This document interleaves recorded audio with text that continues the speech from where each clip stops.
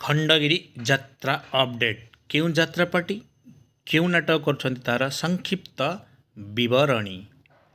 ଯାତ୍ରା ବିଶ୍ୱ ଦରବାର ଏ ବର୍ଷର ସୁପରହିଟ୍ ସାମାଜିକ ନାଟକ ବଦନାମ ଗଳିର ବାଦଶାହା। ଯାତ୍ରା ସମ୍ରାଟ ତୁଳସୀ ଗଣ୍ୟାଟର ଭାଇରାଲ ନାଟକ ଏଇ ବୋଧେ ଶେଷ ଦେଖା।